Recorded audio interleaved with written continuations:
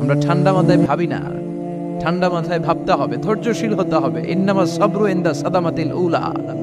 বিষ্ণু বলেছেন, বিপদের প্রথম ধাক্কায় যে সবর ধারণ করতে পারে সেই তো সবুর। এজন্য বিষ্ণু দোয়া করতেন, আল্লাহুম্মা জাআলনি সাবুরা, আল্লাহ আপনি আমাকে ধৈর্যশীল বানান। ওয়া জাআলনি শাকুরা, আপনি আমার শুকরগুজার বান্দা বানান। বিশ্বনবীর যে ধৈর্যশীল, বিশ্বনবীর যে শুকরগুজার পৃথিবীর কেউ আছে? কথা বলেন। এমন তাবৎ কোনো অত্যাচার নাই যে অত্যাচার বিশ্বনবীর উপর করা হয় নাই। বিশ্বনবী মক্কার জামিনে যখন দাওয়াত দিতে লাগলেন, ওনারে পাগল বলা হতো, বলা হতো তুমি পাগল, বলা হতো মুহাম্মদ একটা কবি, বলা হতো মুহাম্মদ হচ্ছে গণক। বিশ্বনবী যখন রুকু দিতেন, সিজদায় চলে যেতেন, উটের পচা নারী ভুরি এনে বিশ্বনবীর কাঁধে ফেলে রাখা হতো। বিশ্বনবীর গলার মধ্যে রশি ধরে টান দেয়া হতো। কয়েকবার বিশ্বনবীর এই ঘাড়ের এই চামড়া ছিঁড়ে গিয়েছে, একবার চাদর টান দেওয়ার কারণে, আরেকবার রশি টান দেওয়ার কারণে। বিশ্বনবী কিছুই বলেন নাই, ক্ষমা করে দিয়েছেন। যেই মক্কার শত্রুরা বিশ্বনবীকে মক্কা থেকে বিতাড়িত করেছেন, এবং যেই রাতে উনি হিজরত করলেন, মাইগ্রেট করলেন, উনি কেঁদে কেঁদে বারবার মক্কার দিকে ফিরে তাকায়, আবার যায়, আবার ফিরে তাকায়, মাতৃভূমির মায়া ছাড়তে পারছেন না। আর বলছিলেন, মাক্কা তু আহাব্বুল বিলাদ ইলাইয়া, মক্কা আমার কাছে সবচেয়ে প্রিয় শহর। লাউলা উখরিজতু লামা খরাজতু মিনহা, আমার যদি বের করে না দেয়া হতো এই শহর থেকে, আমি কোনোদিন এই শহর থেকে বেরোতাম না। এত ভালোবাসতেন বিশ্বনবী মক্কাতুল মুকাররমাকে। ধৈর্যশীল ছিলেন। এত অত্যাচার অনাচারের পরে যখন মক্কা বিজয়ের ক্ষণ আসলো, এই মক্কাকে বিশ্বনবীর করতলগত করে দিল কে? ফাতে মক্কা হলো। বিশ্বনবী চাইলে পিষে পিষে প্রতিটা কাফের মুশরিককে শেষ করে দিতে পারতেন, ঠিক কিনা? কিন্তু বিশ্বনবী বললেন, লা তাসরিবা আলাইকুমুল ইয়াউম ইযহাবু আনতুমুত তুলাকা, কোন রিভেঞ্জ চলবে না আজকে, কোনো প্রতিশোধ নাই। একেবারে বড় যুদ্ধাপরাধী যারা, মারাত্মক যারা অফেন্স করেছে, তাদেরকে শাস্তির আওতায় আনা হবে, বাকি সবাইকে আমি ক্ষমা করে দিলাম। In the long history of the world, there is no instance of magnanimity and forgiveness which was showed by our beloved Prophet Muhammad when all of his enemies laid under his feet and he forgave them one and all. পৃথিবীর গোটা পৃথিবীর ইতিহাসে এরকম নজির কোথাও পাওয়া যায় না, যাকে এত অত্যাচার করে বিতাড়িত করা হয়েছে, নির্বাসন দেয়া হয়েছে, হিজরতে বাধ্য করা হয়েছে। তিনি যখন ওই শহরকে আবার বিজয় করলেন, কাউকে আঘাত করলেন না, আগুন জ্বালিয়ে শহরটাকে জ্বালিয়ে দিলেন না, ওদের বংশকে নির্বংশ করলেন না, বরং মুচকি হেসে উনি বললেন, যাও ক্ষমা করে দিলাম। কি ধৈর্যশীল ছিলেন। আবার দোয়াও করতেন, আল্লাহুম্মা জাআলনি সাবুরা, আল্লাহ আপনি আমার ধৈর্য বাড়ায় দেন। ওয়া জাআলনি শাকুরা, আপনি আমার শুকরগুজার বানান। ওয়া জাআলনি ফি আইনি সাগীরা, আল্লাহ আমার চোখে আপনি আমারে ছোট বানান। ওয়া ফি আয়ুনিন নাসি কাবীরা, আল্লাহ মানুষের চোখে আপনি আমারে বড় বানান। কি মানুষ ছিল, নিজের চোখে নিজে ছোট থাকতে চাইতেন। আমরা নিজের চোখে নিজের বড় মনে করি, এরকম ডাকাইত আছে না নাই? নিজেরাই নিজে মনে করে কত বড় সাহেব, লাট সাহেব। মান তাওয়াদা তারাফা, এটা হচ্ছে সুন্নাতুল্লাহি ফিল আরদ।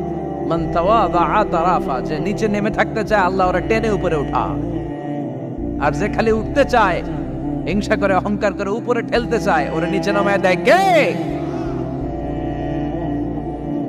সাইয়েদনা আদমকে আল্লাহ বললেন, আদম সাল্লিমা আলা উলাইকান নাফার লাম্মা খালাকাল্লাহু আদম ওয়া কানা তুলহু 60 যিরাআন। নিচে নেমে গেলে যে উপরে ওঠে, আর উপরে উঠতে চাইলে যে নিচে নামে। উদাহরণ দেখেন, আদম আলাইহিস সালামকে তৈরির পর আল্লাহ বললেন, আদম সাল্লিমা আলা উলাইকান নাফার, এই ফেরেশতাদের সালাম দাও। কি দাও? দাও, সালাম দাও। কোনো প্রশ্ন নাই, আল্লাহ সালাম দিব কেন? ফেরেশতারা আমারে দিব না কেন? আমি আগে দিব কেন? কথা আছে কোনো? যেই সালাম দিলেন, সালাম দেওয়ার সাথে সাথে ওনার মর্যাদা বাড়িয়ে দিল কে? এত মর্যাদা বাড়ালেন যে নূরের ফেরেশতারা মাটির আদমকে সেজদা দিতে বাধ্য হয়েছে। চিৎকার করে বলেন, ঠিক কিনা? তুমি মাটির আদমকে প্রথম সৃষ্টি করিয়া ঘোষণা করিয়া দিলে শ্রেষ্ঠ বলিয়া, তাই তো নূরের ফেরেশতা করে আদমকে সেজদা, সবার চেয়ে সম্মান দিলে মাটির আদমকে। আল্লাহু আল্লাহু পড়েন, আল্লাহু আল্লাহু তুমি জাল্লে জালালুহু, শেষ করা তো যায় না গে তোমার গুণগান। আল্লাহু আল্লাহু, সুবহানাল্লাহ পড়েন। কি সম্মান আল্লাহ বাড়াই দিলেন। আল্লাহ বললেন, আদম আজকে থেকে তুমি আশরাফুল মাখলুকা, তুমি খলিফাতুল্লাহ ফিল আরদ, তুমি পৃথিবীতে আমার খলিফা, ভাইস জেরেন্ট অফ আল্লাহ, আল্লাহর খলিফা, আল্লাহর আহকামগুলো পালনের জন্য ভাইস জেরেন্ট। চুরি করলে হাত কেটে দাও, কার আইন? এই কাজ আদম তুমি দুনিয়াতে যেয়ে করবা। জিনা করলে ডেথ পেনাল্টি, হেড অফ, শিরোচ্ছেদ করে দাও, কার আইন? খলিফা হিসেবে মানুষ এসে করবে। মানুষকে আল্লাহ আশরাফুল মাখলুকাত বানিয়ে দিলেন, নিচু হয়েছে বড় বানিয়ে দিলেন। আর শয়তানের অবস্থা কি? শয়তানকে আল্লাহ বললেন সেজদা দে আদমকে। শয়তান যুক্তি দাঁড় করিয়েছে, খালাকতাহু মিন তিন, খালাকতানি মিন নার ওয়া খালাকতাহু মিন তিন। আল্লাহ, আপনি আমারে বানাইছেন আগুন দিয়া, কি দিয়া? আগুনের ধর্ম উপরের দিকে ওঠে আর মাটির ধর্ম সে নিচে পড়ে থাকে, আমি কেন সেজদা দেব? শয়তানকে চিরকালের জন্য ইবলিস মালউন, অভিশপ্ত আর জাহান্নামী হিসেবে ঘোষণা দিয়ে দিল কে? এজন্য আপনি ছোট থাকতে চাইবেন, আপনারা বড় বানাবে কে? আর আপনি নিজে যদি বলেন আমি বড়, থাপ্পড় মেরে আপনারা নিচে নামাই দিবে কে? এজন্য বিশ্বনবী দোয়ায় বলতেন, আল্লাহুম্মা জাআলনি সাবুরা ওয়াজআলনি শাকুরা ওয়াজআলনি ফি আইনি সাগীরা ওয়া ফি আয়ুনিন নাসি কাবীরা। ও আল্লাহ, আপনি আমারে ধৈর্যশীল বানান, আপনি আমারে শুকরগুজার বান্দা বানান, আমার চোখে আমারে আপনি ছোট বানান, মানুষের চোখে আপনি আমারে বড় বানান। সুবহানাল্লাহ পড়েন। এজন্য সবসময় শুকরগুজার থাকার চেষ্টা করতে হবে। রাজি আছেন তো? যে কোনো মুহূর্তে, যে কোনো পরিস্থিতিতে আমরা শুকরিয়া করব কার? চিল্লায় বলেন কার? আমরা যেন বেশি বেশি আল্লাহ তাআলার শুকরিয়া আদায় করতে পারি। আল্লাহ তুমি তৌফিক দাও। সবাই পড়ি আমিন। উত্তর চান্দোলা হিলফুল ফুজুল ইসলামী সংগঠনের উদ্যোগে আজকের এই তাফসীরুল কোরআনের প্রোগ্রাম। হিলফুল ফুজুল নামটা আমার বড্ড প্রিয়। বিশ্বনবী যখন 15 কিংবা 20 বয়স, কোনো বর্ণনায় এসেছে 15, কোনো বর্ণনায় 20, তখন তিনি একটা ছাত্র সংগঠন করেছিলেন, ইয়াং স্টারদের একটা অর্গানাইজেশন করেছিলেন। ওটার নাম তিনি দিয়েছিলেন হালাফুল ফদুল। হালাফুল ফদুল, ওইটারই আমরা বাংলায় কি বলি? হিলফুল ফুজুল। হালাফ মানে শপথ, oath, we take an oath in the name of Allah. আল্লাহর নামে শপথ নেয়ারে বলে হালাফ। আর ফাদিলা, ফাদলুন, এগুলোর প্লুরাল হচ্ছে ফুদুল। ফুদুল মানে ভালো কাজ। ভালো ভালো কাজের উপর বিশ্বনবী যুবকদেরকে একত্রিত করলেন যে মক্কা শহরে কোনো টেন্ডারবাজি চলবে না, কোনো চাঁদাবাজি চলবে না, দুর্বলের উপর সবলের অত্যাচার চলবে না, জালিমের জুলুম চলবে না, হত্যা চলবে না, ধর্ষণ চলবে না, রাহাজানি চলবে না। মক্কা শহরটারে শান্তির শহর বানাতে হবে। যুবকরা এই দায়িত্ব কাঁধে নিয়েছে। কারা? মুরব্বীরা না, যুবকরা। যুবকদের আছে প্রাণ ঢালা উচ্ছ্বাস, অনেক শক্তি। এজন্য যুবকদেরকে ভালো কাজে আসতে হবে। যুবকরা চাইলে এই দেশের চেহারা পাল্টে দিতে পারে। এদেশে যুবক ভোটার আছে কয়জন জানেন? নতুন করে যুবক ভোটার হয়েছে 2 কোটি। কয় কোটি? 2 কোটি না? Can you imagine that? কল্পনা করতে পারেন? They can change Bangladesh. They can change the face of Bangladesh. তারা 56,000 বর্গ মাইলের এই বাংলাদেশের চেহারা পাল্টে দিতে পারে। তাদের অনেক শক্তি। এজন্য যুবকদের এই শক্তি কাজে লাগাতে হবে। ফেন্সিডিল, গাঁজা, ইয়াবা, হিন্দি সিনেমা, এগুলোর পিছনে দৌড়ানো যাবে, পর্নোগ্রাফির পিছনে ছোটা যাবে। যুবক বয়সে ভয় করতে হবে কারে? চিল্লায় বলেন কাকে? আল্লাহ আমার যুবক ভাইদেরকে তুমি তৌফিক দাও।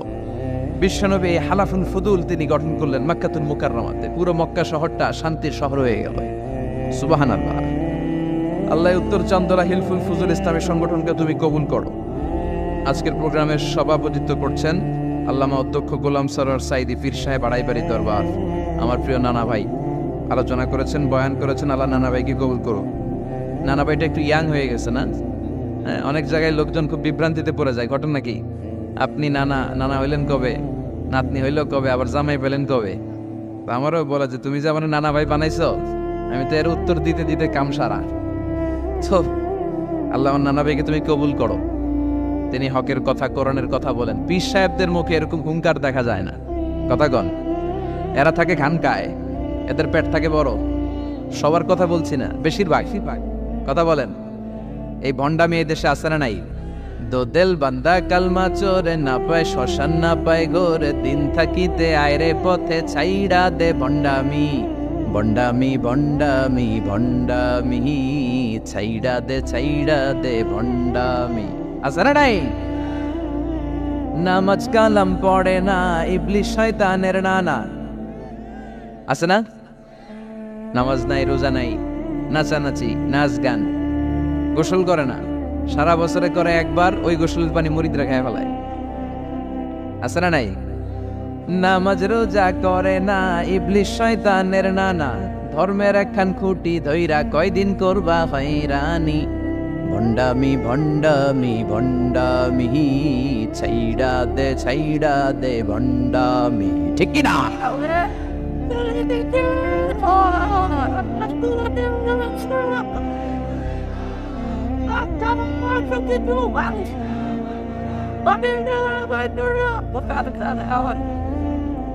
বন্ড পীর ও পীর, আমার নানা ভাইও পীর। কথা কন, পীরে পীরে পার্থক্য আছে না নাই? পীরে পীরে পার্থক্য আছে, এজন্য পীর চিন্তা হবে।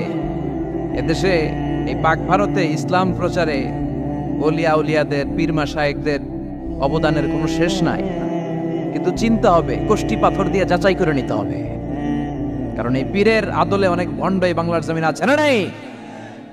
এই ভণ্ডদের সাথে আমাদের কোনো সম্পর্ক নাই।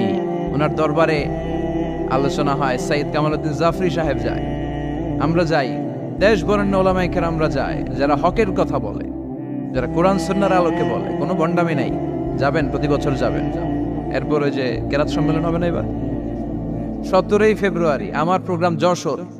আমাকে অনেক বলেছিল থাকতে পারলে আমিও কোরআন নিয়ে কিছু কথা বলে আসতে পারতাম, শুনে আসতে পারতাম কারীদের তেলাওয়াত। যাবেন আপনারা, দাওয়াত করে দিলাম। আল্লাহ আজকে সভাপতিকে তুমি কবুল করো। তারপরে আজকে কথা বলেছে মাওলানা রফিকুল ইসলাম ভুইয়া সাহেব, আমাদের সভাপতি সিরাতুন নবী ফাউন্ডেশনের চান্দোলার। না, রফিক ভাইয়ের চিনে না এমন কেউ নাই, এজন্য আর কিছু বলতেছি না তার নামে।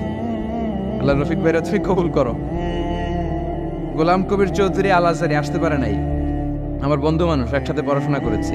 এরপর আমার এক মিতা মিজানুর রহমান আতিকি আমার আগে আলোচনা করেছে, আল্লাহ তাকেও তুমি কবুল করো। সালাত নিয়ে কথা বলতেছিলেন। সালাত আউয়ালু মা ইউহাসাবু বিহিল আবদু ইয়াউমাল কিয়ামাতি আস-সালাহ, কিয়ামতের দিন সর্বপ্রথম হিসেব নেওয়া হবে নামাজের, সালাতের। সালাত চিনেন তো? কুরবানির গোশত খাওয়ার মাঝখানে যেটা খায় ওটা, হ্যাঁ, এটারে বাংলায় আমরা নামাজ বলি। কি বলি? নামাজ। বিশ্বনবী ইন্তেকাল করবেন, রূহ বের হয়ে যাচ্ছে, 2-3টা শব্দ বললেন, এর মধ্যে একটা ছিল সালাত। আর সালাত, উম্মতেরা নামাজ, নামাজ, নামাজ ছেড়ে দিও না। আমা মালাকাত ঈমানুকুম। মানুষ ইন্তেকালের আগে শ্বাস বের হয়ে যাচ্ছে, রূহ চলে যাচ্ছে, ওই মুহূর্তে কি জরুরি কথা বলে নাকি ফালতু কথা বলে? সবচেয়ে জরুরি কথাটাই তখন সে বলে যায়, ঠিক কিনা? কথা বলেন। বিষ্ণু বলেছিলেন নামাজ। তাহলে এই সালাতের গুরুত্ব আছে না নাই? সর্বপ্রথম এই সালাতের ব্যাপারে in the day of judgement আমাদেরকে প্রশ্ন করবে কে? সালাত কায়েম করো, সালাত কায়েম করো, হবে সম্মানী তুমি, হবে জান্নাতি তুমি, হবে সম্মানী তুমি, হবে জান্নাতি তুমি। দিবে কাল হাসরে শীতল ছায়া হারশে আজিম, রব্বিয়াল আলা রব্বিয়াল আযীম, রব্বিয়াল আলা রব্বিয়াল আযীম। সুবহানাল্লাহ পড়ে। এজন্য নামাজ, নামাজ, এই নামাজ যাতে মিস হয়ে না যায়। সব মিস হতে পারে, নামাজ মিস হতে পারে না। আল্লাহ তুমি বুঝার তৌফিক দান করো। সাইয়েদনা মুসা আলাইহিস সালাম অত্যন্ত রাগী ছিলেন। উনি একবার এক থাপ্পড় মেরে ফেরাউনের বাবুর্চিকে দুনিয়া থেকে বিদায় করে দিয়েছেন। আরেক থাপ্পড় মেরে সাইয়েদনা মালাকুল মাউতের চোখ বন্ধ করে দিয়েছিলেন। উনি রেগে গেলে ওনার মাথার চুলগুলো ওনার টুপি ভেদ করে উপরের দিকে এরকম খাড়া হয়ে দাঁড়িয়ে যেত। মাঝে মাঝে এরকম শক্ত লোকের দরকার আছে না নাই? কয়েকটা ক্যারেক্টার আছে, যেমন সাইয়েদনা ওমর ফারুক, সাইয়েদনা মুসা আলাইহিস সালাম, ওনাদের মুখের চেয়ে লাঠি চলতো বেশি। মাঝে মাঝে লাঠি চালানোর দরকার আছে না নাই? আদবের লাঠি সবসময় মাচায় তুলে রাখলে চলবে না। ওমরে ফারুকের এমন হাইবাত ছিল, বিষ্ণুনবীর স্ত্রীরাও ওমরে ফারুককে ভয় পেত, মুনাফিকরা ওমরে ফারুককে ভয় পেত, এমনকি শয়তানও ওমরে ফারুককে ভয় পেত। বিষ্ণু বলতেন, ইয়া ওমর মা সালাকা শাইতানু সালিকান ফাজ্জান ইল্লা সালাকা ফাজ্জান গায়রা ফাজ্জিক। ওমর, শয়তান যদি তোমারে কোনো রাস্তা দিয়ে হাঁটতে দেখে, শয়তান ওই রাস্তা রেখে দিয়ে অন্য রাস্তা দিয়ে হাঁটে। সুবহানাল্লাহ। আসতে বলেন, প্রভু তুমি বলেছ রাসূল দেবে না, বলনি দেবে না ওমর, বলনি দেবে না হামজা তারি, খালিদ বিজয়ী সমর প্রভু তুমি বলেছ রাসূল দেবে না, বলনি দেবে না ওমর, বলনি দেবে না হামজা তারিক, খালিদ বিজয়ী সমর প্রভু তুমি বলেছ রাসূল দেবে না। আল্লাহু আকবার পড়েন। কি ওমরে ফারুক, মুনাফিকরা ভয় পাইতো, বিশ্বনবীর স্ত্রীরা ওনারা দেখে ভয় পেতেন, শয়তানও ভয় পেত। ওমরে ফারুকের অভ্যাস ছিল মুখের আগে লাঠি চলতো বেশি। সুবহানাল্লাহ পড়েন। আমরা যারা ইমাম সাহেব তারা একামত হলে কেবলামুখী হয়ে দাঁড়ায় থাকি না? একামত চলতেছে, ইমাম সাহেব কোন দিকে দাঁড়ায় থাকে? কেবলামুখী। ওমরে ফারুক মুসল্লিদের দিকে হয়ে দাঁড়ায় থাকতেন, আর হাতে থাকতো একটা লাঠি। কি থাকতো?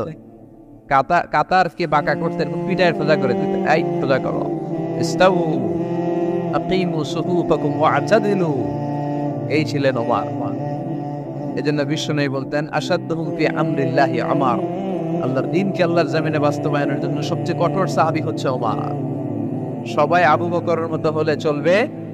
আরহামু উম্মতি আলা উম্মতি আবু বকর, আমার উম্মতের মধ্যে সবচেয়ে রহম দিলের সাহাবী হচ্ছেন আবু বকর। সাইয়েদনা আবু বকরের দিলটা, হৃদয়টা এত নরম ছিল, উনি যখন নামাজে দাঁড়াতেন উনি কান্নার কারণে তেলাওয়াতের আওয়াজ পিছনে মুসল্লিরা শুনতে পেত না। রজুলুন আসিফ, কোমল হৃদয়ের মানুষ, এত ভদ্র হৃদয়ের মানুষ, এত প্রিয় ছিলেন আল্লাহ তাআলার কাছে। বিশ্বনবী মেরাজ থেকে যখন আসলেন, এসে ঘটনা বর্ণনা শুরু করলেন, আমি মক্কা থেকে ফিলিস্তিন গিয়েছি, ফিলিস্তিন থেকে দূর পাহাড়ে উঠেছি, সেখান থেকে 7 আকাশ পাড়ি দিয়ে আল্লাহর আরশে গিয়েছি, জান্নাত জাহান্নাম দেখেছি, আবার ফজরের আগে ফিরে এসেছি।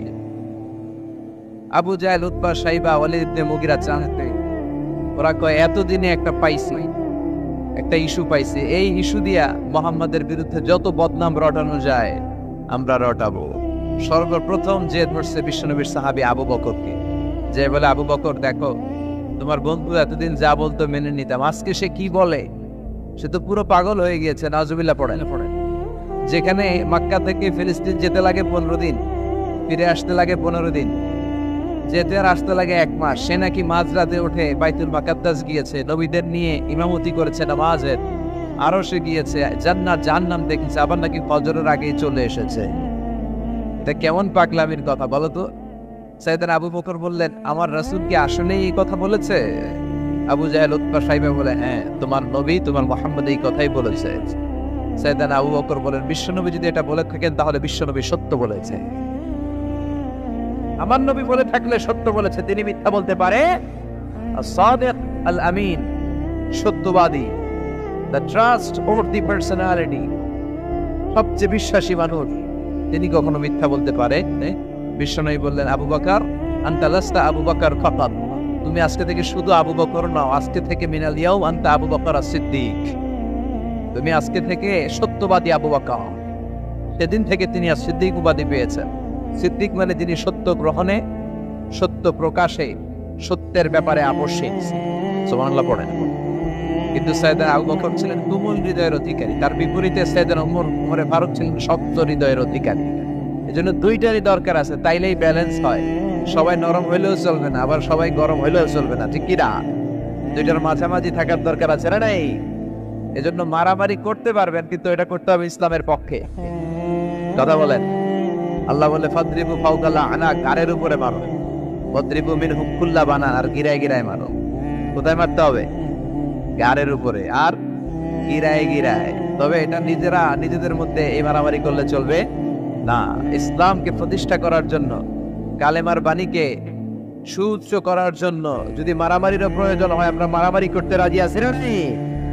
কোন একদিন এ দেশের আকাশে কালিমার পতাকা উড়বে, সেদিন সবাই খোদাই বিধান পে দুঃখ বেদনা ভুলবে।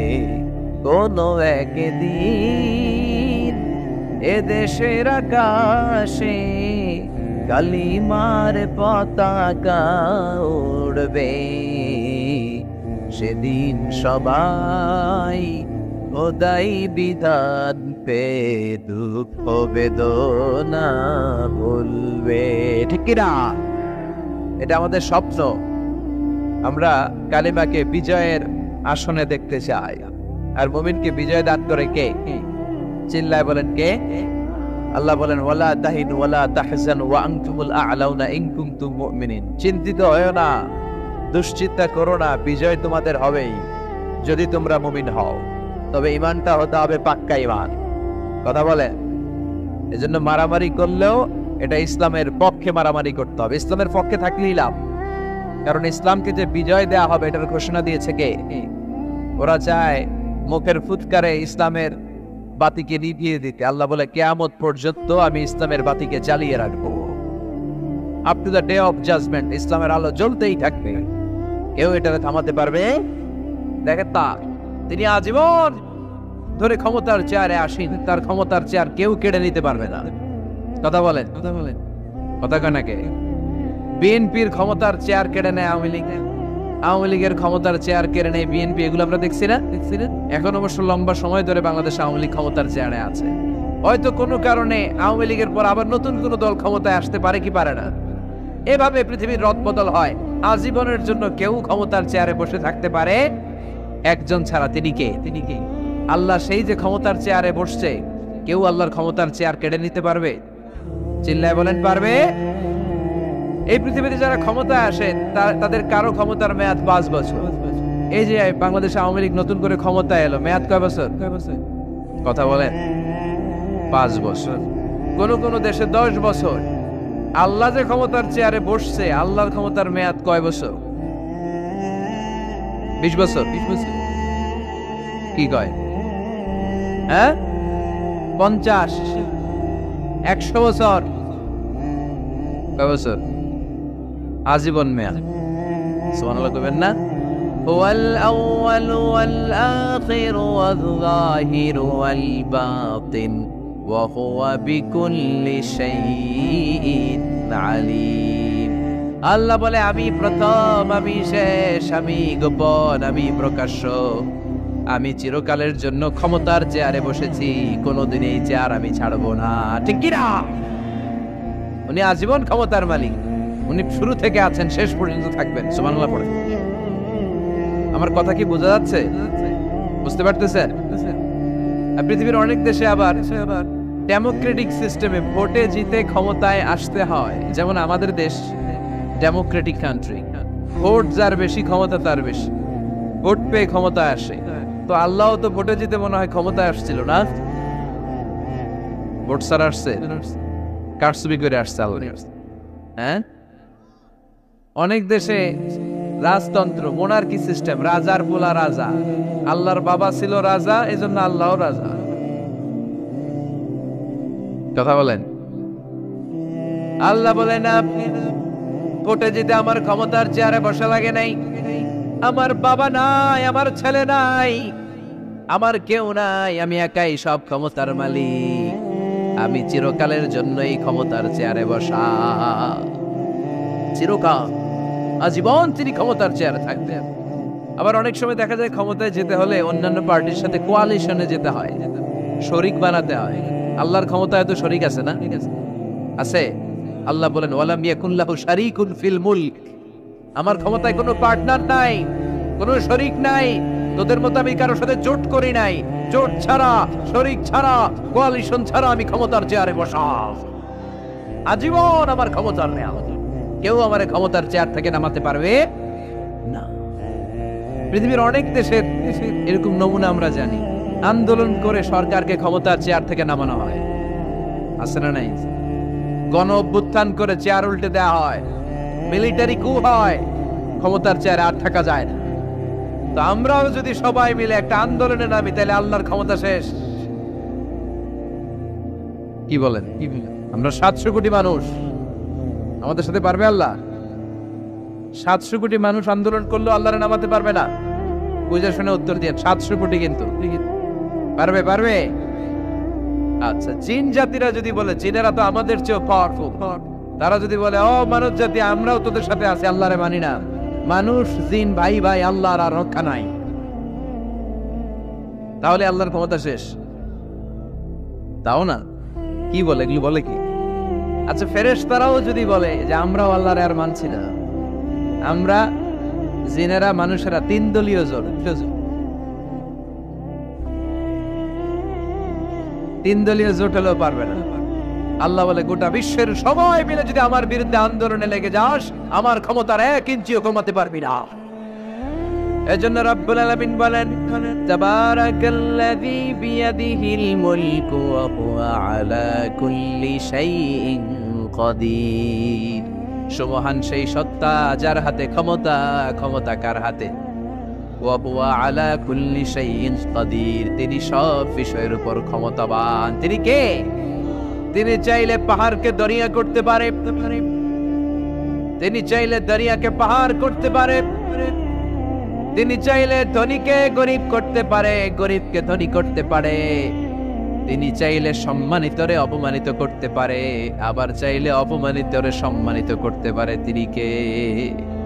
ফাআলুন লিমা ইউরিদ, তিনি যা ইচ্ছা তাই করতে পারেন।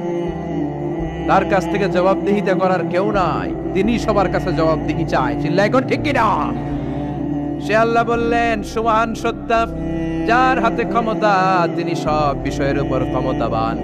এজন্য আমাদের মনে রাখতে হবে আমাদের কোনো ক্ষমতা নাই, ক্ষমতার মালিককে। আর কোনদিন বাগেরহাটের ভাইয়েরা, জনগণ সকল ক্ষমতার উৎস, এই কথা বলবেন? মনে থাকবে? তাহলে আওয়াজ করে বলেন তো, সকল ক্ষমতার উৎস কে? সবকিছু করতে পারে কে? সব ক্ষমতার মালিক আল্লাহ। অনেক কথা আল্লাহ 30 আয়াতে বললেন, কয়টা বলবো? কিছু দূর যে আল্লাহ বলা শুরু করলেন, ওয়ালাকাদ যায়্যানাস সামাআদ দুনিয়া বিমাসাবিহা ওয়া জাআলনাহা রুজুমান লিশ-শায়াতিন। সুবহানাল্লাহ পড়েন। আল্লাহ বললেন, আমি নিকটবর্তী আকাশটারে তারা দিয়ে, আলো দিয়ে, মোমবাতি দিয়ে আলোকিত করেছি। I have beautified the closer skies with light and candles. আমি তারা দিয়ে নিচের আকাশটাকে সুশোভিত করেছি। তারা দিয়ে আমাদের আকাশটারে, মহাশূন্যটারে সুশোভিত করেছে কে? তারা চেনেন? চেনেন না? খালি আকাশের দিকে রাতে তাকালে কি দেখা যায়? তারা। রাতের বেলা তারার মেলা। এখন তো লাইটিং ফাইটিং এর যুগ, তারা চেনা যায় না। আগের লোকেরা তারা না দেখে কিছু করতে পারতো না। আগের মুরব্বীরা তারা দেখলেই বুঝতো কয়টা বাজে, ঘড়ি লাগতো না। আগের নাবিকেরা তারা দেখে তারা রাত কয়টা বাজে নির্ধারণ করে ফেলতো। সুবহানাল্লাহ পড়েন। কত ধরনের তারা আছে। শুক তারা নাম শুনছেন? ধ্রুব তারা শুনেছেন? সপ্তর্ষি মণ্ডল একটা আছে, অনেকে তারা চেনে না।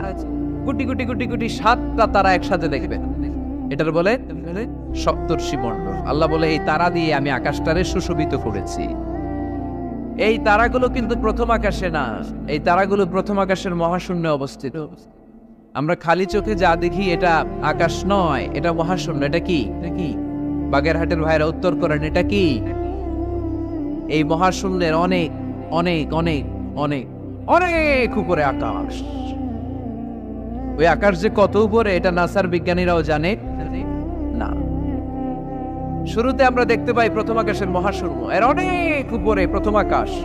তারপরে শুরু হয় দ্বিতীয় আকাশের মহাশূন্য, তার অনেক উপরে দ্বিতীয় আকাশ, তারপরে তৃতীয় আকাশের মহাশূন্য, তারপরে তৃতীয় আকাশ। এভাবে একটার চেয়ে আরেকটা বড়, একটার চেয়ে আরেকটা বড়। দ্বিতীয় আকাশের তুলনায় প্রথম আকাশটা কত ছোট শুনতে চান? আপনার হাতের আংটিটা যদি আপনি সাহারা মরুভূমিতে ছুঁড়ে ফেলে দেন, পৃথিবীর সবচেয়ে বড় মরুভূমির নাম কি জানেন? সাহারা মরুভূমি। সাহারা মরুভূমিতে আপনার হাতের আংটি ছুঁড়ে ফেলে দিলে পুরো মরুভূমির তুলনায় আপনার হাতের আংটি যত ছোট, আল্লাহর দ্বিতীয় আকাশের তুলনায় আল্লাহর প্রথম আকাশটা ঠিক তত ছোট। একটার চেয়ে একটা বড়। তারপর আমরা নিজের বড় বড় করে দাবি করি। এই যে আজকের প্যান্ডেলে এত মানুষের সমারোহ হয়েছে, তাকালে মনে হয় না যে কত বিশাল জায়গা? কথা বলেন, বিশাল মনে হয় না? বিল জঙ্গ, এইটারে যদি এত বড় মনে হয়, তাহলে বিল জঙ্গটা কত বড়? হ্যাঁ, আরো। এইটার চেয়ে নিশ্চয়ই বাগেরহাট বড়। কথা কয় না? বাগেরহাটের চেয়ে নিশ্চয়ই পুরো বাংলাদেশটা বড়। বাগেরহাট বলে 64 জেলার এক জেলা, 64টা জেলা মিলে সুজলা সুফলা আমাদের এই বাংলাদেশ। বাংলাদেশ হচ্ছে পৃথিবীর সবচাইতে বড় দেশ। হ্যাঁ, এরা দেখি আমার সব কথার সাথে খালি দ্বিমত করে। বাংলাদেশ সবচেয়ে বড় দেশ না? কত ছোট জানেন? মানচিত্রে বাংলাদেশ লেখার জায়গাটাও আমরা পাই না। বাংলাদেশ এটা লিখতে গেলে BAN পরে ইন্ডিয়ার উপরে, GLA পরে বাংলাদেশের উপরে, আবার DESH পরে আবার ইন্ডিয়ার উপরে। আমাদের বাংলাদেশটা এত ছোট, বাংলাদেশ লেখার জায়গাটাও মানচিত্রে আমাদের জন্য না। এত ছোট দেশ, এত ছোট। ইন্ডিয়া প্রায় 20-25 গুণ বড় আমাদের চেয়ে। আমেরিকা, কানাডা শতগুণ বড়। রাশিয়া একটা দেশ আছে কয়েকশো গুণ বড়। এরকম 200টা বিশাল দেশ মিলে পৃথিবী, 200টা দেশ মিলে পৃথিবীর 30 ভাগ, বাকি 70 ভাগ শুধু পানি। বাকি 70 ভাগ কি?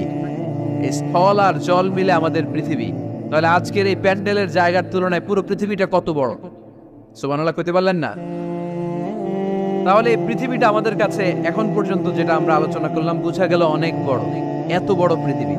কিন্তু আমরা শুনতে পাই যে সূর্যটা আমরা দেখতে পাই দিনের বেলা, ওই সূর্যটা নাকি এই বিশাল পৃথিবীর চেয়ে 13 লক্ষ গুণ বড়। চিন্তা করতে পারেন? খালি তো মাথা নাড়াইতেছেন। আসলে কি আমরা চিন্তা করতে পারি? 13 লক্ষটা পৃথিবী সূর্যের মধ্যে রেখে দেওয়ার জায়গা করে দিয়েছে কে? 9,30,00,000 মাইল দূরে সূর্য 8 মিনিট 18 সেকেন্ড সময় নিয়ে নেয় আলো পৌঁছাতে। এত বিশাল সূর্য। তার মানে কি সূর্যটাই সবচেয়ে বড়? এর চেয়ে অনেক বড় বড় তারা আছে।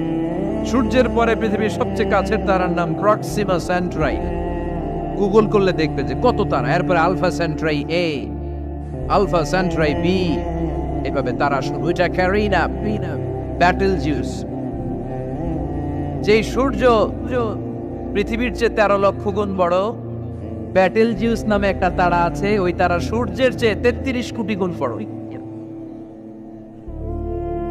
তার মানে কি ব্যাটেলজিউসই সবচেয়ে বড় তারা? এটা ছোট্ট সাইজের তারা। এইটার চেয়েও কত হাজার কোটি গুণ বড় তারা যে মহাশূন্যে আছে তার কোনো ইয়ত্তা আমাদের নাই। এরকম হাজার হাজার million, trillion, zillion, billion, octillion তারা মিলে আমাদের এই গ্যালাক্সিটা গঠিত। আমাদের গ্যালাক্সির নাম মিল্কি ওয়ে।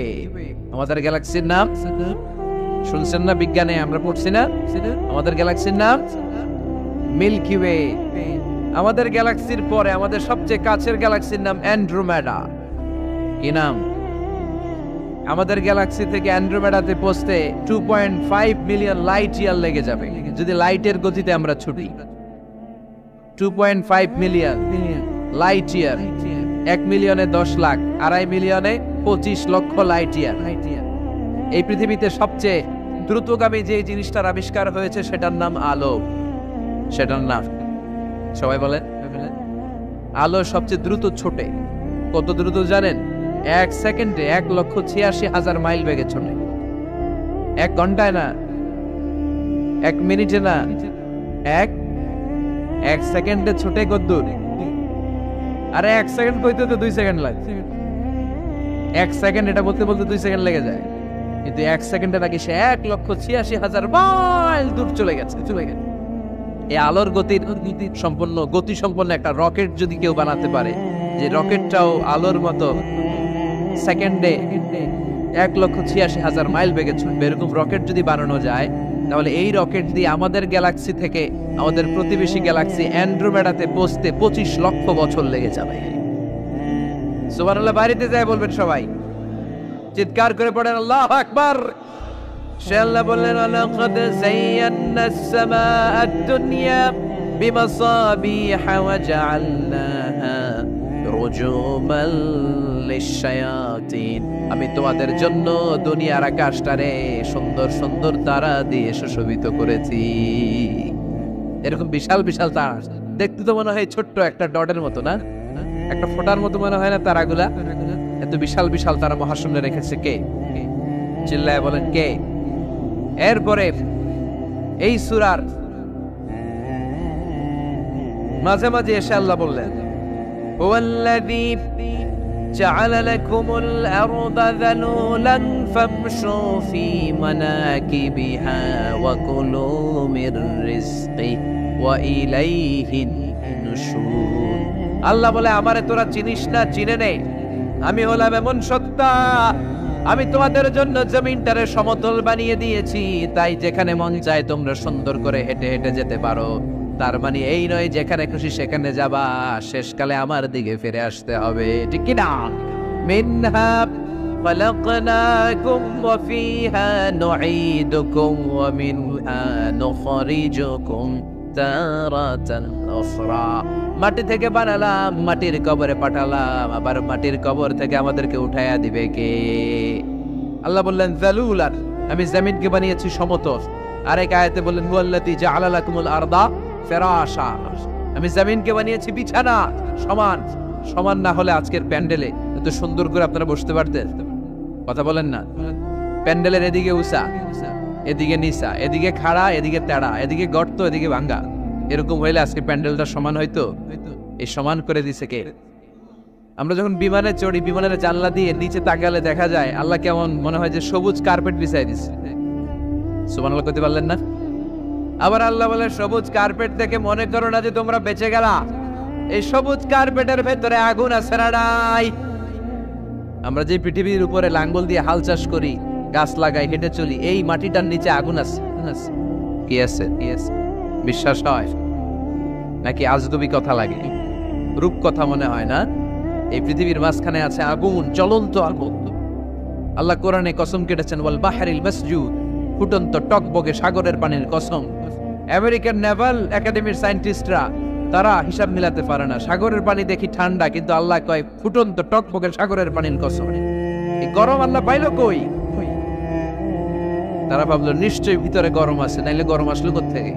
দেখি তো কোরআনের কথা সত্য কিনা। তারা সবসময় কৌতূহলী, এই কৌতূহলই তাদেরকে মহাবিশ্বের সুপার পাওয়ারের আসনে আসীন করেছে। আমাদের কোনো কৌতূহল নাই, আমগো আছে ফতুয়াবাজি। কথা কন, আমি তবলিগ, বাকি সব কাফের। আমি জামাত ইসলাম, বাকি সব মুনাফিক। আমি আহলে হাদিস, বাকি সব ঈমান হারাম। কথা কন, এই গুতাগুতি আছে না নাই? ফতুয়াবাজি আছে না নাই? একজনের পিছনে আরেকজন আছে না নাই? কি কারণে যে ফতুয়াবাজি করে, গীবত করে লেগে থাকে আল্লাহই জানে। এরা কি বুঝে এগুলো করে আল্লাহই জানে। খালি ফতুয়াবাজি, খালি গীবত, কেউ কারো ভালোটা দেখতে পারে না। একজন দাওয়াতি কাজ করতেছে, হকের কথা বুঝাচ্ছে, হাজার হাজার মানুষ তার স্পষ্ট ভাষা আর সহজ সাবলীল ব্যাখ্যার কারণে ইসলামের সৌন্দর্য খুঁজে পেয়েছে, কিন্তু তারেও ঠ্যাং ধরে নিচে নামাতে চায়। এটা বাংলাদেশ, এমন দেশটি কোথাও খুঁজে পাবে না কো তুমি। আহা, খালি ফতুয়াবাজি। একজন বলছিল বাংলাদেশের জাতীয় খেলা হাডুডু কেন? আরেকজন কয়ের কারণ বাংলাদেশে কেউ কারো ভালোটা সহ্য করতে পারে না। একটা উপরে উঠতে ছেলে সাইডটায় ধরে ঠ্যাং ধরে টেনে নামায়। হাডুডু খেলা দেখছেন? একটা সামনে গেলে সবাইকে কাবাডি কাবাডি কাবাডি কাবাডি করে ঠ্যাং ধরে, খালি খালি বাগের হাটে কাবাডি নাই মনে হয়, দেখছেন কিরকম খেলে? একজন সামনে গেলে সবাই ঠ্যাং ধরে নিচে নামে। এটা এই দেশের জাতীয় খেলা। এদেশে কেউ ভালো পথে হাঁটতে চাইলে, উপরে উঠতে চাইলে, কল্যাণের পথে আগাতে চাইলে তার বিরোধী শক্তিরা ওর ঠ্যাং ধরে নিচে নামাবে। কেউ কারো ভালোটা সহ্য করতে পারে? আর ফতুয়াবাজি, তুই কাফের, তুই মুনাফিক, তুই মুশরিক, তোর দাদা কাফের, তোর শ্বশুর কাফের, তোর বেয়াই কাফের। ওই কাফের বেয়াই মারা গেলে ওরে যেখানে কবর দেয়া হবে, ওই কবরের উপরে যে ঘাস উঠবে, ওই ঘাস যে গরু খাবে, ওই গরুর যে দুধ খাবে, ও কাফের। কথা কন, খালি ফতুয়াবাজি। এই ফতুয়াবাজি থেকে আল্লাহ তুমি আমাদেরকে বাঁচাও। আমরা যেন হৃদয়টা প্রশস্ত করে একে অপরকে মুসলিম ভাই মনে করে বুকে টানতে পারি। আমরা খালি পিছাই, সর। বিশ্বনবী আসছে কাছে টানার জন্য, আমরা খালি পিছাই, খালি অন্যের দোষ খুঁজি। নিজের মধ্যে যে কত দোষ, নিজের মধ্যে দোষের শেষ নাই, ওইদিকে কোনো চিন্তা নাই। তো মক্কায় সবচেয়ে বড় কুস্তিগিরের নাম ছিল রুকানা। কি নাম? সাহাবারা বিশ্বনবীকে কখনো রুকানার কাছে যেতে দিত না। সাহাবারা ভাবতো বিশ্বনবী যদি রুকানার দরবারে যায় আর রুকানা যদি বক্সিং মেরে বসে, তাহলে বিশ্বনবীর মানিজ্যত নিয়ে টানাটানি। কিন্তু বিশ্বনবী তো শুধু সিলেক্টেড কিছু পার্সোনালিটিদের জন্য নবী হয়ে আসেননি। ওমা আরসালনাকা ইল্লা রাহমাতাল লিল আলামিন। I have sent you as a mercy for the whole world, for the entire universe. ও নবী, আমি আপনাকে গোটা বিশ্বের জন্য রহমত আর বরকত করে পাঠিয়েছি। তো বিশ্বনবী একদিন ফজরের সালাত শেষে লুকিয়ে লুকিয়ে মক্কার সবচেয়ে বড় বক্সার ছিলেন তো বিশ্বনবী তো as a mercy for the entire universe, গোটা বিশ্বের জন্য রহমত, তিনি মক্কার সবচেয়ে বড় বক্সার রুকানার কাছে চলে গেল। যে বলল, রুকানা আসলিম তাসলাম, ইসলাম মানো শান্তিতে থাকবা, দুনিয়ায়ও থাকবা আখিরাতেও থাকবা, সুবহানাল্লাহ পড়েন। রুকানা বলে, না আব্দুল্লাহর বেটা মোহাম্মদ, আমি তো কালিমা পড়বো না, যদি বক্সিং খেলে আমারে হারায় দিতে পারো তাইলে কালিমা পড়ব।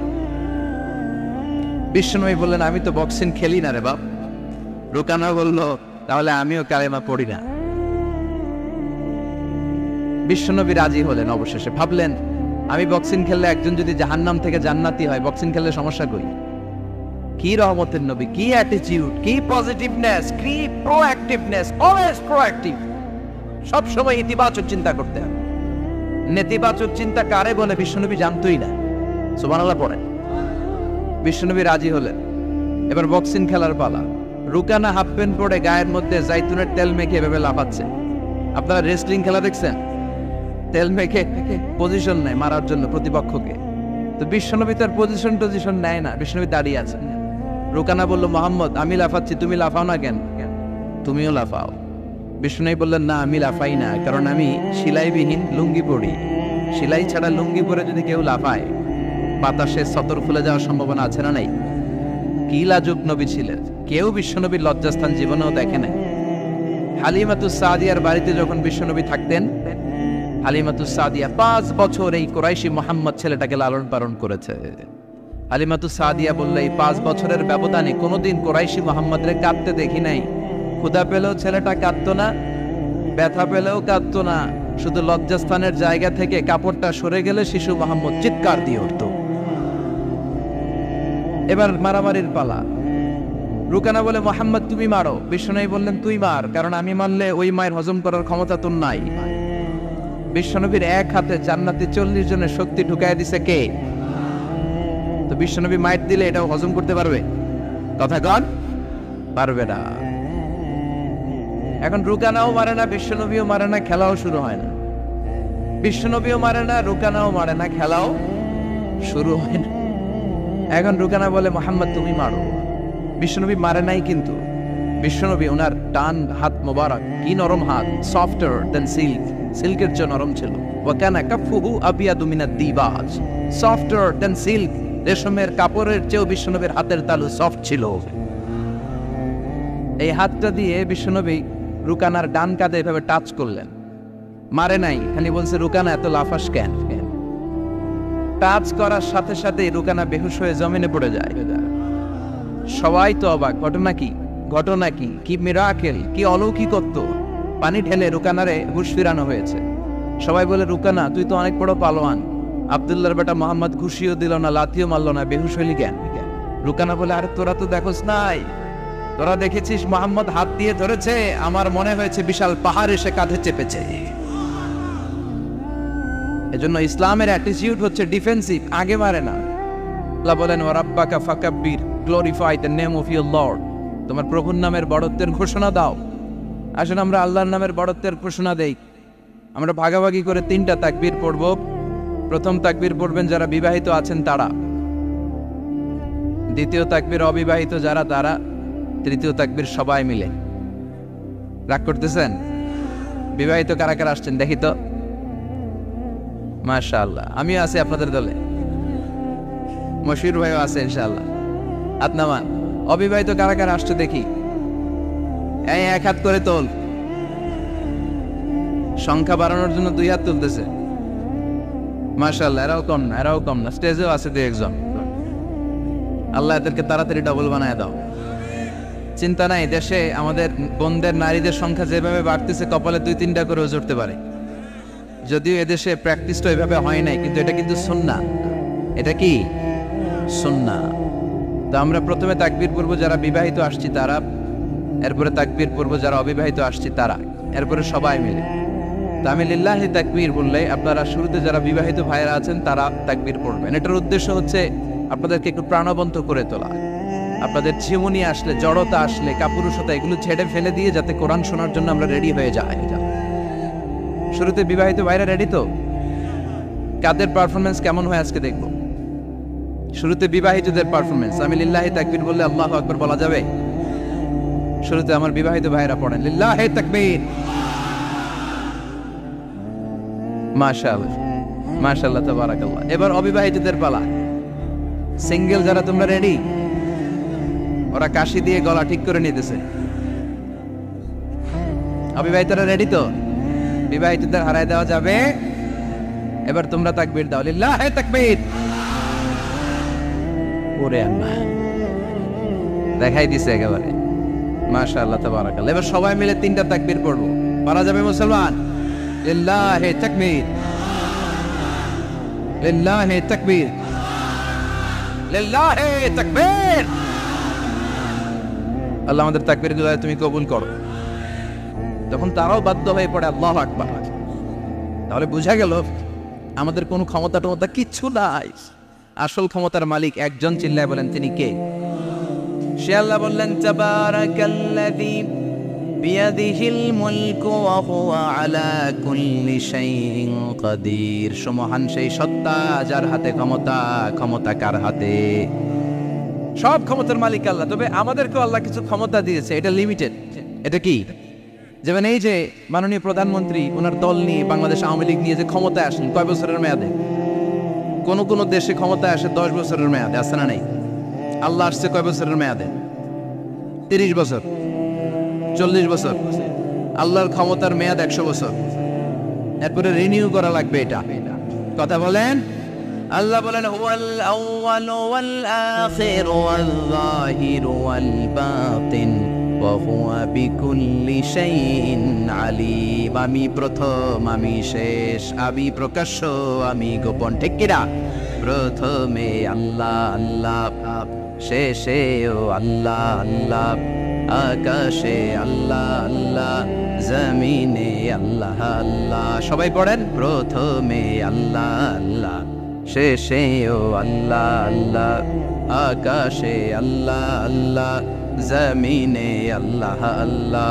নিখিল জাহান গায়ে গুণগান তার নামে গায়, আমরাও গাহি তাআলা হামদে বারি তাআলা, হামদে বারি তাআলা, হামদে বারি তাআলা। সুবহানাল্লাহ পড়েন। আল্লাহ বলে আমার ক্ষমতা তোদের মতো 5 বছরের মেয়াদে না, 10 বছরের মেয়াদে না, 20 বছর 30 বছরের মেয়াদে না। আমি চিরকালের জন্য ক্ষমতার চেয়ারে বসা। চিরকালীন মেয়াদ, সৃষ্টির সূচনার আগ থেকে তিনি আছেন, অনাদিকাল পর্যন্ত তিনি থাকবেন। তার ক্ষমতার মেয়াদ আনলিমিটেড মেয়াদ। চিৎকার করে বলেন ঠিক কিনা? আবার পৃথিবীর অনেক দেশে দেখবেন ডেমোক্রেটিক সিস্টেমে, আমাদের দেশেও তো গণতান্ত্রিক সিস্টেমে ভোটাভুটির মধ্য দিয়ে ক্ষমতায় আসে না। যাদেরকে ভোট দেওয়া হয় বেশি তারা ক্ষমতায় চলে যায়। আল্লাহ তো ভোটে আসছে ক্ষমতায়। কথা কন তো কেমনে আসছে? কারচুপি করে। কথা বলেন। আল্লাহ ভোটে আসা লাগে নাই, কেউ তাকে ভোট দেওয়া লাগে। আবার অনেক দেশে আছে মোনার্কি সিস্টেম, রাজতন্ত্র, রাজার পোলা রাজা, আল্লাহর বাপ ছিল রাজা, এই জন্য আল্লাহ রাজা। কথা বলেন না, আল্লাহ রাজতন্ত্রের সিস্টেমে আসে নাই। আবার অনেক দেশে আছে ডিক্টেটরশিপ, একবার ক্ষমতা পাইলে মাগারছে আর ছাড়ে না। আছে না নাই? 20 বছর 30 বছর চলতেই থাকে, আছে না নাই? আল্লাহ কি এই সিস্টেমে আসছে? আল্লাহর ক্ষমতার সাথে পৃথিবীর কারো ক্ষমতার কোনো মিল নাই। চিৎকার করে বলেন ঠিক কি না? আবার অনেক দেশে কোয়ালিশন করে ক্ষমতায় যেতে হয়, জোট করে। জোটের রাজনীতি এদেশেও আছে না নাই? 4 দলীয় জোট, 10 দলীয় জোট, 14 দলীয়, 18 দলীয়, 20 দলীয়, মহাদলীয়, মহাজোট, সামনে হবে মহাজোট। কথা ঠিক কিনা বলেন? তো আল্লাহ কিরকম জোট করে আসা লাগছে? কথা বলেন। তার মানে আল্লাহর ক্ষমতা আমাদের ক্ষমতা এক নয়। আবার পৃথিবীর অনেক দেশে গণ অভ্যুত্থানের মাধ্যমে অনেককে ক্ষমতা থেকে নামানো হয়, ঠিক কিনা? গণ অভ্যুত্থান হয় না, সেনাবাহিনীরা কু করে না, মিলিটারি কু করে ক্ষমতা থেকে নামায়। তো আমরাও যদি আল্লাহর বিরুদ্ধে একটা আন্দোলন করি, আল্লাহ তো নেমে যাবে, নামানো যাবে না? আচ্ছা আমরা পারলাম না, জিনেরা যদি আমাদের সাথে যোগ দেয়, মানুষ জিন ভাই ভাই, আল্লাহর রক্ষা নাই। কথা বলেন, তাও পারা যাবে না। ফেরেশতারাও যদি কয় আমরাও মানি না, তাইলে তো শেষ আল্লাহর গদি। আল্লাহ বলে গোটা বিশ্বের সবাই মিলে যদি আমার বিরুদ্ধে আন্দোলনে নেমে যাস, আমার ক্ষমতার বিরুদ্ধে যদি মিছিল দেয়া শুরু করে দিস, আমার ক্ষমতার 1 ইঞ্চিও কমাতে পারবি না। সুবহানাল্লাহ বলেন।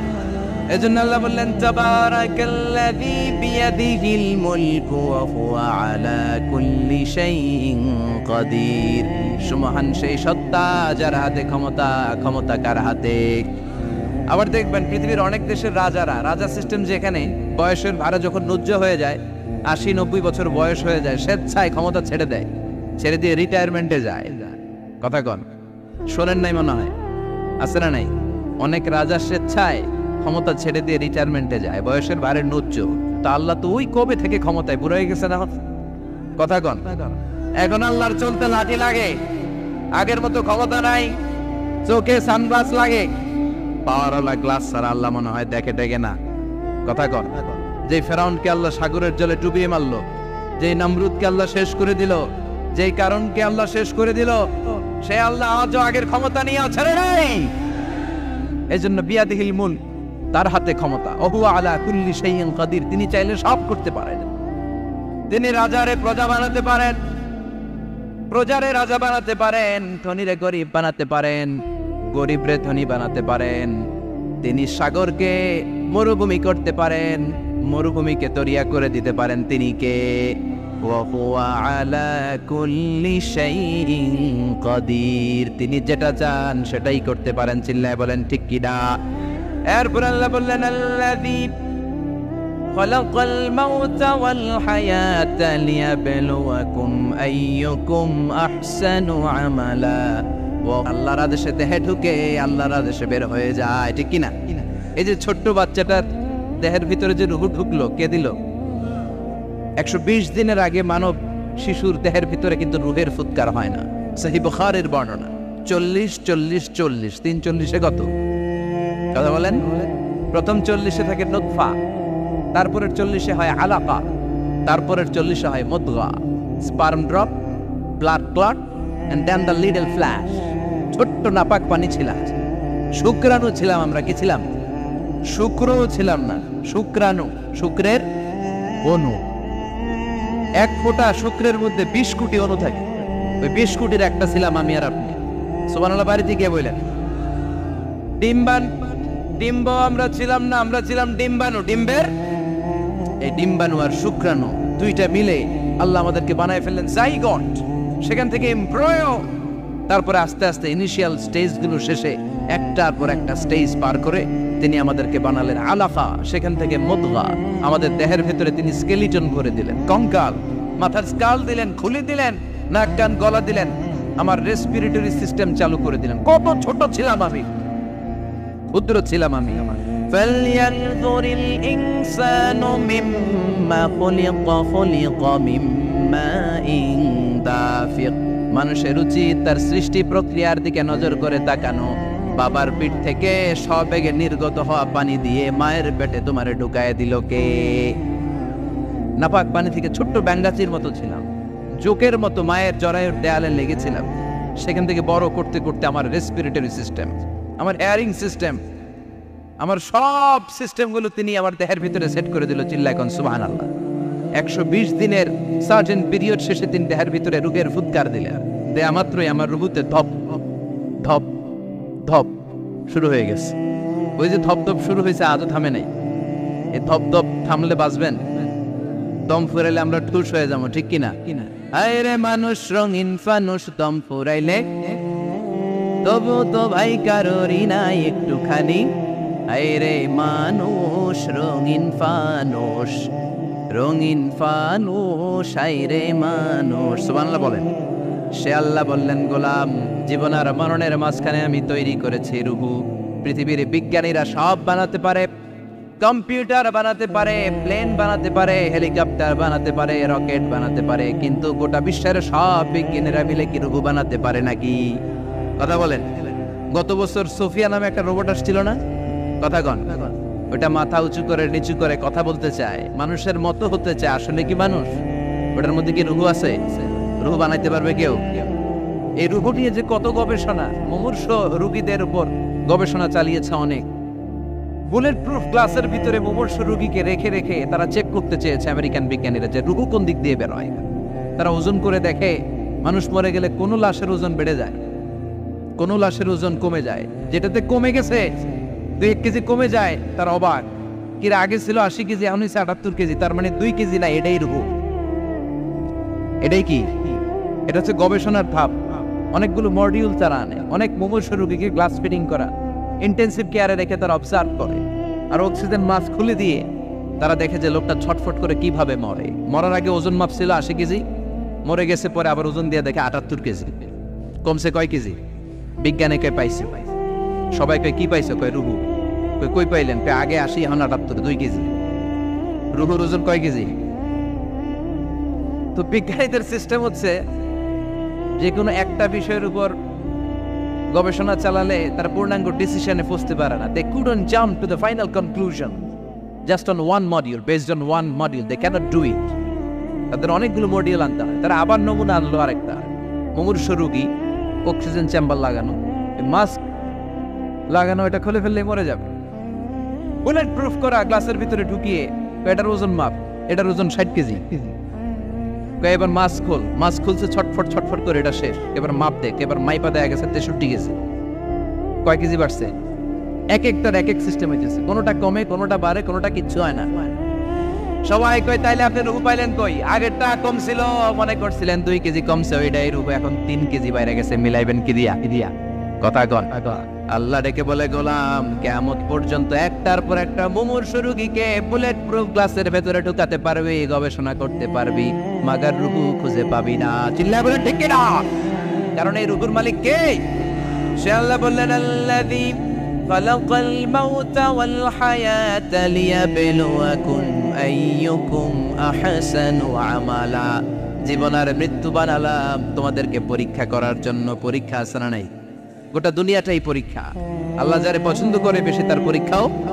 আশাদ্দুন নাসি বালাআন আল আম্বিয়া। এই পৃথিবীতে আল্লাহ সবচেয়ে বেশি বালা মুসিবত দিয়ে পরীক্ষা করেছেন নবীদের। কারণ নবীরা আল্লাহর কাছে কম প্রিয় না বেশি প্রিয়? যেহেতু প্রিয় বেশি, পরীক্ষাও। এজন্য মুমিনের উপর যদি পরীক্ষা আসে, মুমিনের উপর যদি অত্যাচার আসে, মুমিনের উপর যদি ধৈর্যের পরীক্ষা আসে, জেল জরিমানা আসে, মুমিন ওইটারে ভয় পায় না। মুমিন ভয় পায় একজনকে। চিল্লায় বলেন তিনি কে? কারণ আল্লাহর ঘোষণা, ওয়ালা তাহিনু ওয়ালা তাহজানু। ঘোষণাটা কার? ভয় নাই, তোদের চিন্তা নাই। আনতুমুল আ'লাউনা ইন কুনতুম মুমিনিন। তোমরাই বিজয়ী হবা যদি মুমিন হও, যদি মুমিন হও। এজন্য ধৈর্যের পরীক্ষা দিতে হবে, আল্লাহর উপর তাওয়াক্কুল করতে হবে, অত্যাচার আর জুলুম আল্লাহর নামে সহ্য করে যেতে হবে। চিল্লায় বলেন ঠিক কিনা?